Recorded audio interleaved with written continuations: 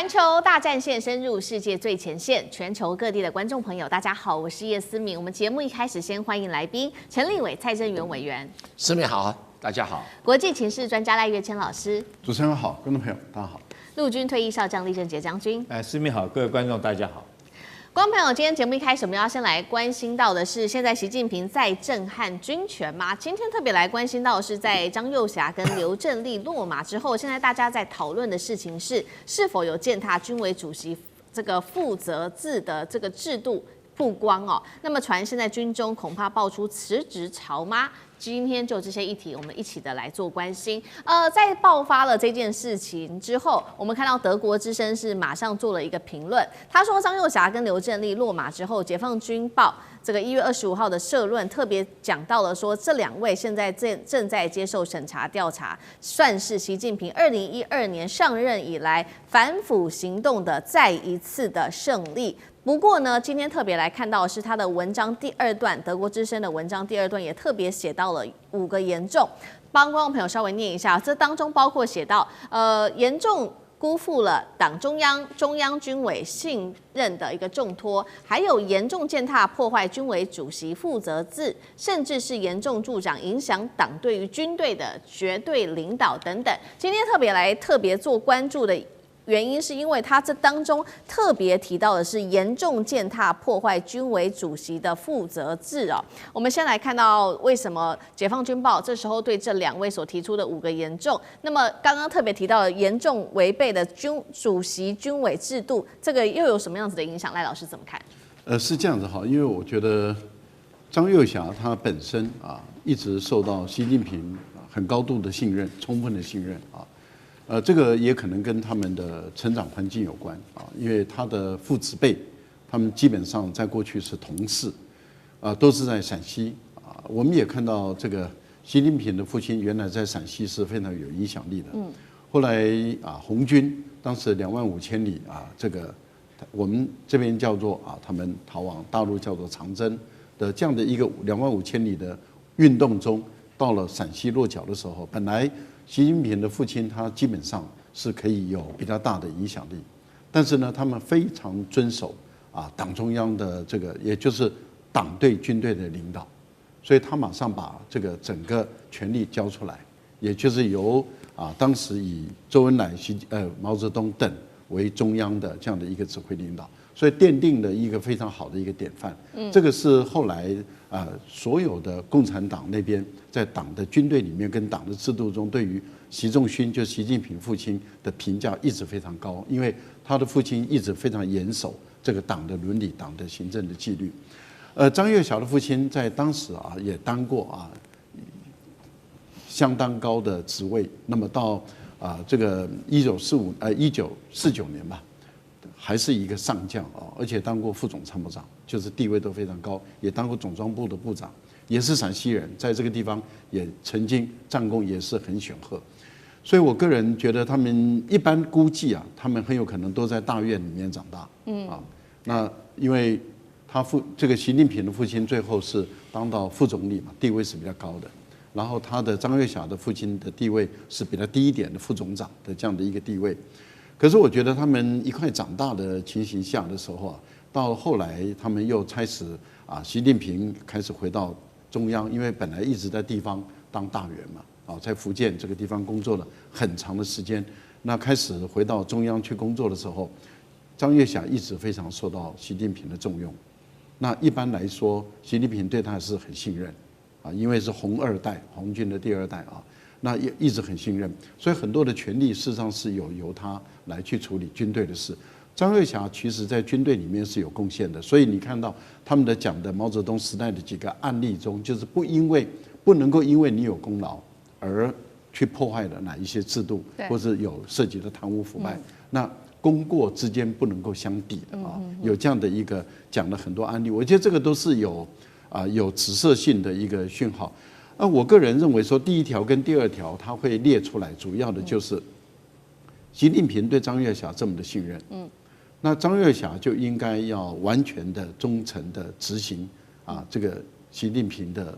一个指示，甚至要对习近平负完全的责任。可是我们看到后来这么多的人事的弊案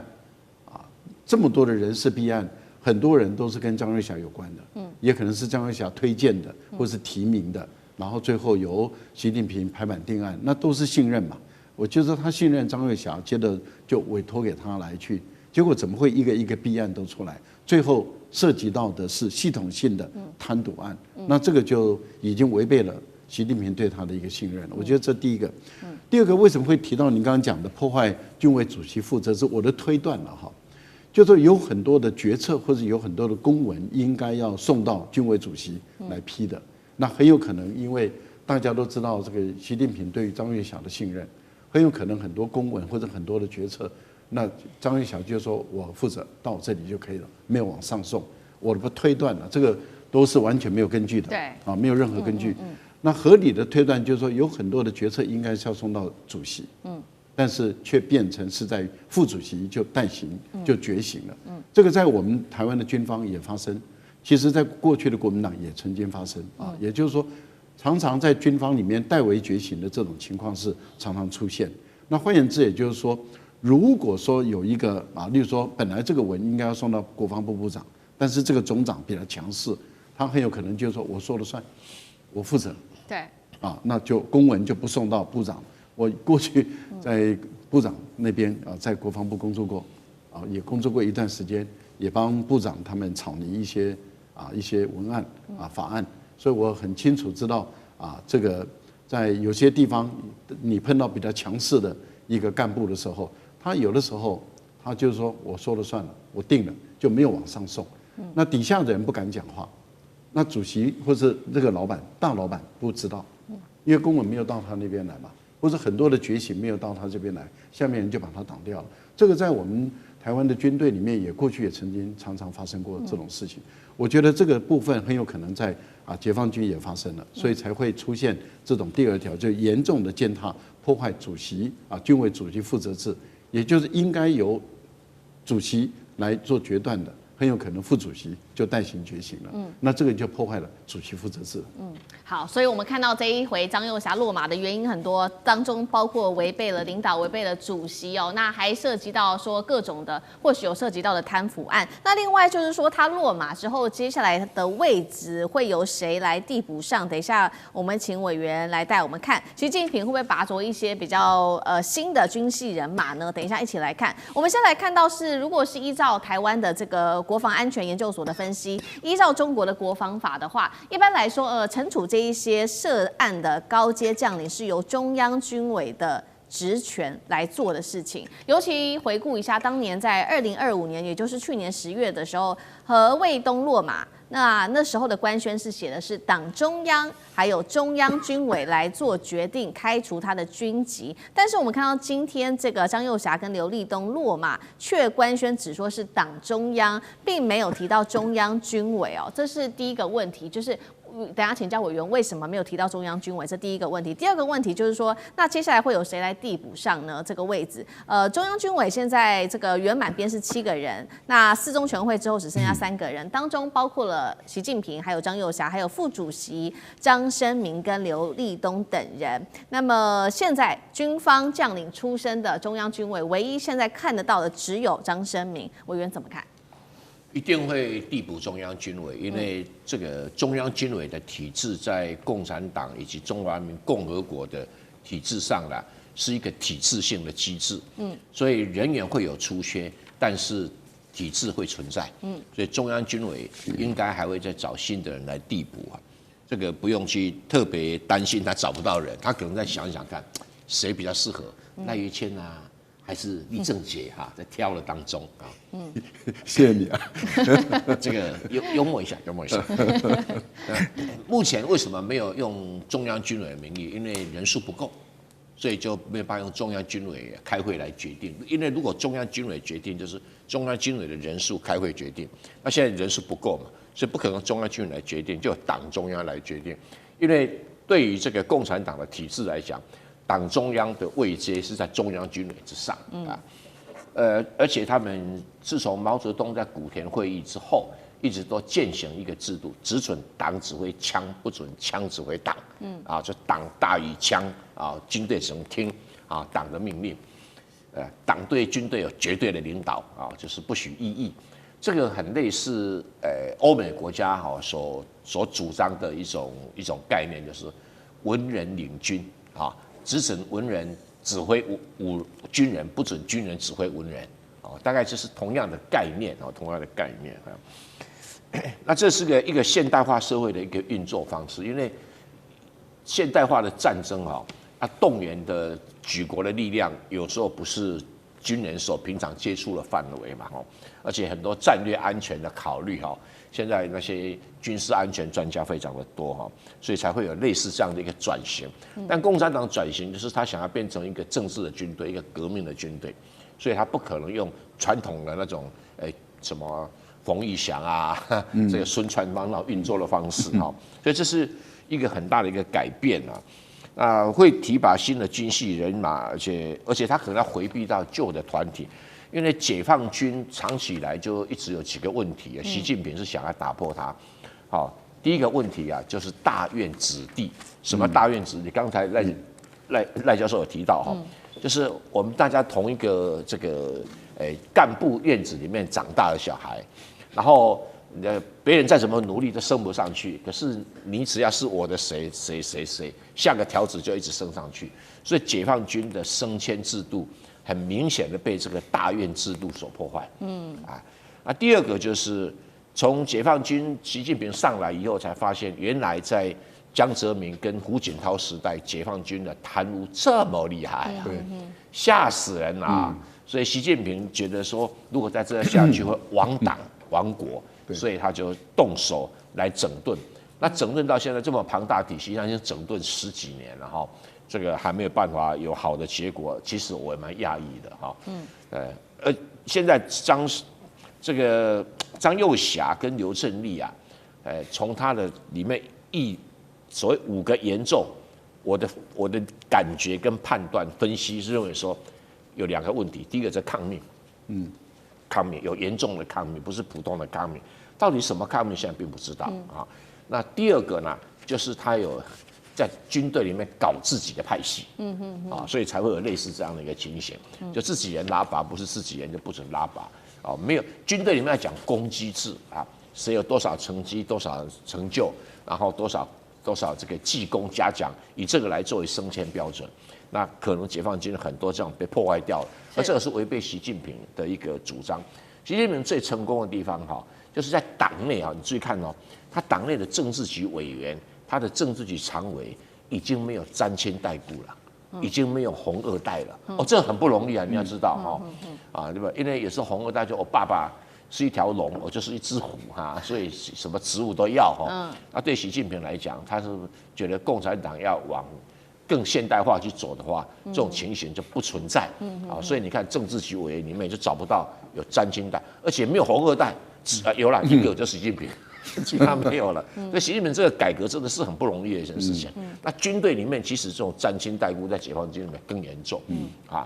国民党的军队以前也是现在经过他们军官学校训练了以后，像到赖教授这个厉将军，他们这个时代已经很少了已经很少。我觉得这是个进步了那你说把这么大的官给开革会不会很严重？当然是很严重，可是美国才发生那个川普一上来就把那个联席会议主席给开革了，米勒是不是？对，就把他开革，还要把他移送法办，我觉得实在是很搞笑所以各国都会有类似的情形。但是习近平只要有心改革，解放军就是一个能战的军队。否则解放军如果他的军中的职务是靠人事关系、靠这个贿赂而来的，如果真的要他打仗，他怎么会打仗？是他保本，他干嘛跟你打仗会有类似这种情形。那我认为他没有所谓的削弱军方权力，因为本来这个解放军的制度就是要调动一个连都要军委会主席手令才能够调动那这个弱化军队的权力不会啦，因为党指挥枪权力在党，不是在军队，所以他们每一个军队里面都有一个指挥员，然后再加上一个政委那政委其实也是军人，不过政委直接听党的那任何命令都要2个人签字才能够执行。这套制度自从在那个苏联共产党开始实施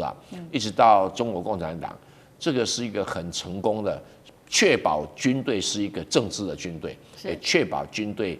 听党不会变成各自山头哈。这个是一个很重要的一个体制啊哈。那所以我是觉得没有所谓弱化军队，也没有所谓习近平想要大权独揽啊，他也没那么多时间了啊，所以还是要把这个制度运作起来。那可能张又侠真的出了很大的状况，要不然不会立案审查调查。对，但是绝对没有像那个《华尔街日报》所讲的什么泄露核子机密，那根本乱讲一通。为什么泄露核子机密不是立案审查调查？直接投到监狱里面去了。是好，所以看到习近平针对这一次解放军的内部做了一个大改革，那让这个张又侠现在看起来刘正立都落马。那可是现在也有传闻说，是不是接下来中国大陆的兵变会再起来呢？等一下请厉将军来带我们看哦。那现在有关于这一种流言，其实有2个不同的这个看法。有一个看法是说，包括你看到东西战区都已经转发消息啦，但是我们看到北部、南部、中部战区还有火箭官方账号是没有声音的。还有一个说法，是不是军中内部已经爆发了所谓的辞职潮呢？尤其是因为张又侠在军中的威望非常的高哦，那落马震惊了军队，引发了这个团处级以上的军方的这些军官非常的恐慌，所以引发了离职潮。有没有这样的可能性？将军在军中多年，你怎么看？我觉得这很明显的就是一场权力跟人事的斗争哦，可能性是很高的。其实只要是人在一起哈，就会拉帮结派，这是免不了的。甚至于说是我们在外面政治圈上面也看到是如此嘛。谁是谁的人马，谁是谁的子弟兵哈等等，我们在台湾的政坛上面经常看到这种报道。然后我跟各位报告，尤其是军人来讲更是如此，因为军队是要集体在一起打仗的，所以上下要求的是一心哈。我们讲说军人要有3信心，是哪3信心呢？第一个，你要信仰你的长官。第2个，你要信任你的部属；第3个，你要具备自己对自己达成任务的自信。这就是3信心。所以一开始我们到军中就要求你要信仰长官，你也要信任部属。那所以说我们在军中经常听到什么马家军啊、张家军啊，好等等，是包括我们台湾在内，我们台湾到现在也会经常说是，你是哪一个师出身的，他是哪个师出身的，就以前的部队。那我们也经常听到一些话，谁是谁的老板哈，你的老板是谁？你的老板这个上去了，你就有机会飞黄腾达。我想这是人性哈。那这次来讲，特别这个让我们感到，我认为为什么会认为说是有可能是人事的斗争在里面，因为是依据这个第31集团军的一个爆料。为什么特别强调31集团军？31集团军是谁的这种班底出身的呢？就是苗华跟何卫东哈，这2个已经被拔掉了。那这个爆料的这个人是不是这个对他的老板打抱不平，说你把我老板弄掉了，我现在就爆你的料哈？有没有这种可能性在里面？大家要知道，当初这个苗华跟这个何卫东哦，事实上是比较这个等于讲起来是习近平比较亲信的人马。那可能是有一些把柄哈，这个落在这个张又侠的手上。听说是他们收贿谁呢？收贿这个李尚福哈，所以让李尚福提名他去当国防部长，所以因此这个把柄落到张又侠的手上。那张又侠就告御状。跟习近平告御状哈，习近平不得已就挥泪斩马谡哈，把他们2个弄。那在这种状况之下，那张又侠当然剩下，如果说是这2个他的政敌被弄掉以后，军中的其实也算政敌了哈，军敌好了，对，被弄掉以后，他就独揽军中的大权嘛，又是副主委的身份，所以他权力过大来讲，就可能会对军委主席，也就是习近平。造成负责任制度的一个破坏哈，就是刚刚像这个赖老师所讲的，会不会就是架空的主席？有个公文到这边来我就批了，甚至尤其是在人事上面更是会如此的作为。那培养他自己体系的人马，利用这机会他培养出来。那当然对习近平来讲，是可忍孰不可忍。那当然逮到你的一个机会，甚至于是不是有可能传说中是这个泄露了核武器的这个机密给美国哈，或者是说这个贪腐等等啊，总是你张又侠可能有一些把柄又落到了习近平手上。可是我觉得现在外面传说中会不会有兵变啊、政变啊，这些都不太可能的，因为已经过了1个礼拜了。如果要出事，早就出事了，不会说1个礼拜以后才出事。我觉得现在反而习近平他可能可以在军权方面可以独揽大权，对他来讲哈，他可以在这方面这个可以好好的对军事方面做一个整顿，然后做一个整肃。当然，有一些原来是这个张又侠的人马，可能一看我老板都倒了嘛，那我就干脆辞职，我就不干了啊，或者是说他自己本来也有一些把柄哈，在军中，他利用这个机会赶快辞职，赶快走掉。其实我们台湾也有这种现象了，有一些人可能这个有些把柄或者有些贪污的证据快出来以后，赶快辞职走人哈。那当然有些人认为说，我往上面发展，我老板倒了，我往上面这个再往上发展的机会无望哈，所以他也可能利用这个机会就辞职走人。这很单纯，只是人性上面对自己的职务的安排一种的观念，但是我想说牵涉不到这个更深层的所谓政变啊这些阴谋，大概不可能。是，好，谢谢厉将军。那我们休息一下，马上回来。地缘政治、美中之争、战略价值、强权崛起、小国生存，现在与未来洞悉事件走向，掌握世界脉动，全球观点。